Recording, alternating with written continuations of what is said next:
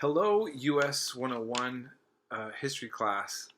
I am addressing those of you who are going to be joining my 101 late start. And obviously, class has not started yet.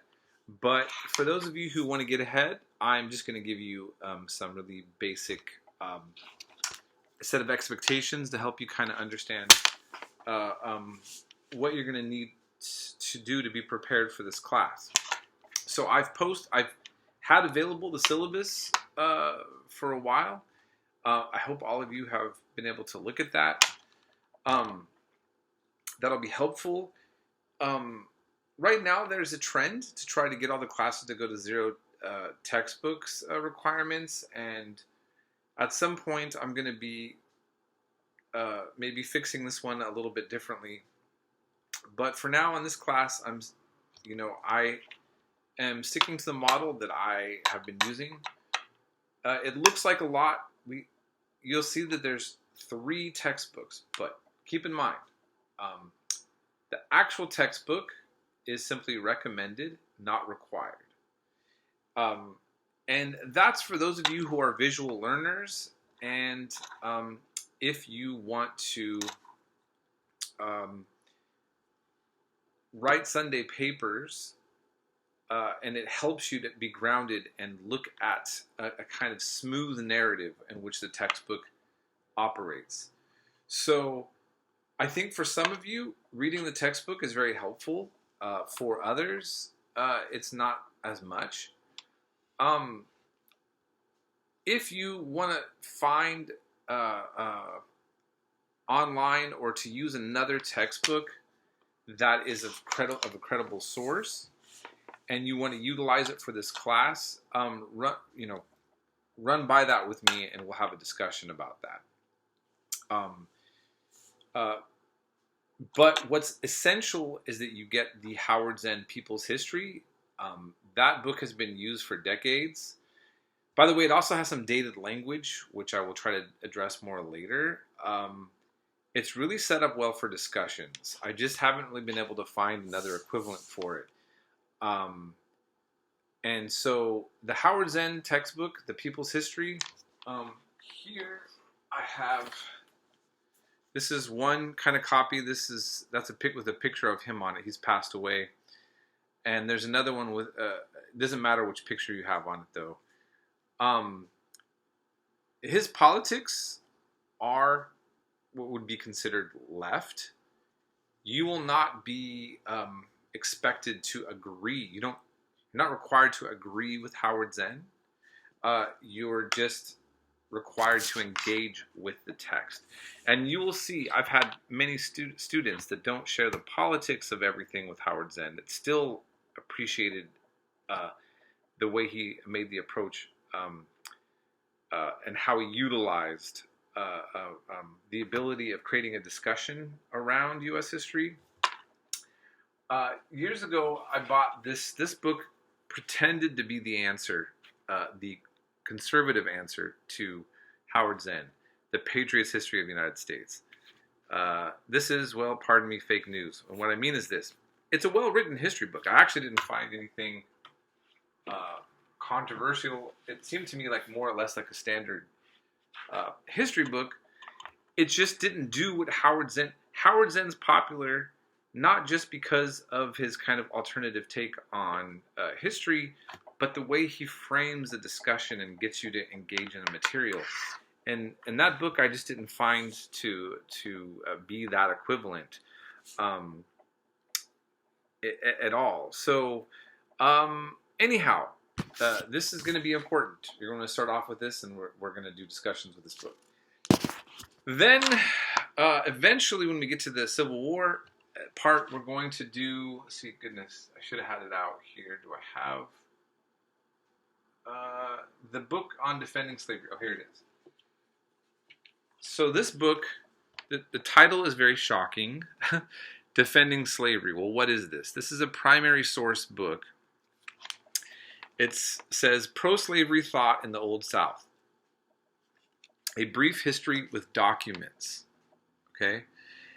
Now, why this is important is that when we get to the controversial part of U.S. history that we can't avoid, okay, is the Civil War, where Americans killed each other, and the whole debate about what it was about and how important was slavery to the founding fathers and to the political culture of our times. Well, we have writings from Thomas Jefferson, from Calhoun, from Baptist ministers, a whole lot of influential characters during the times prior to the Civil War that made strong arguments in journals, made public speeches on why they thought the institution of slavery was important. And with having so many people in the culture wars debating about how significant these topics really were or not, I think it's good to kind of set the record straight and actually just see what was going on in the discussions. Most students find this to be helpful. Again, regardless of your political spectrum, you're going to find this to be informative. I mean, Thomas Jefferson makes some very clear statements on his thoughts about the subject.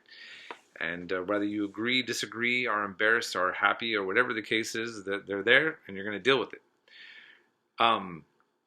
And so my goal, though, in this class is that you're going to engage in discussions in a way that is fruitful and productive.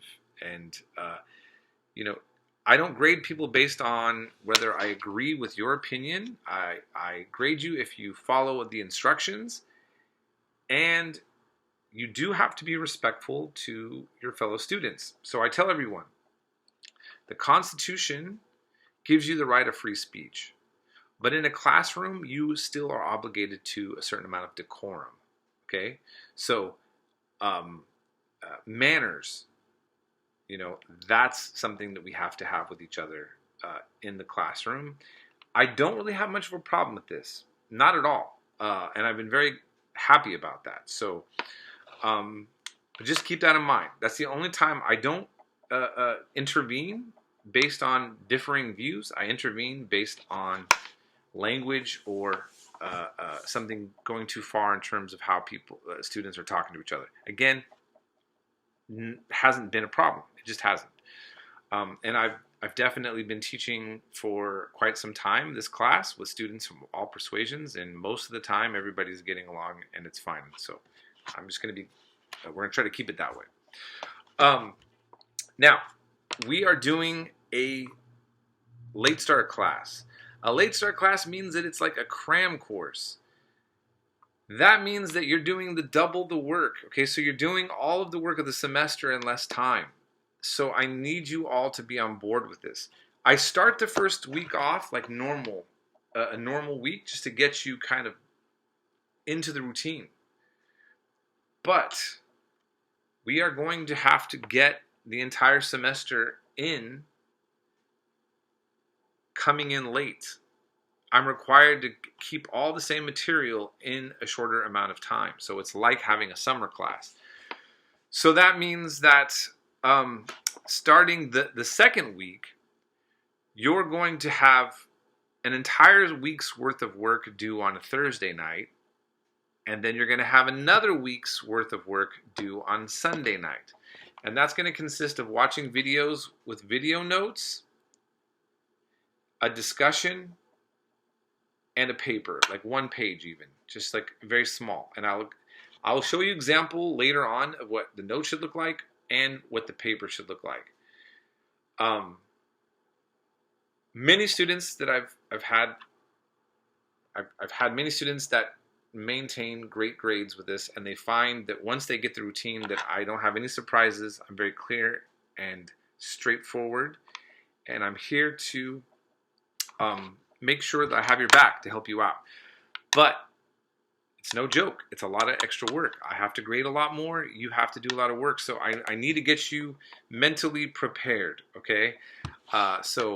And having said that, I think you're going to learn a lot. You're going to enjoy the class, and you're going to come away from this knowing a lot more about U.S. history and you're going to really feel good about that. I'm confident that that's going to be the case. So I'll leave it there, and you can leave some comments in the announcement or write to me on Canvas, and I'll do my best to get back to you as soon as possible. But you don't have to do anything right now.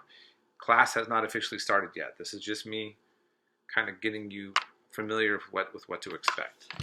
And we will be in touch. All right.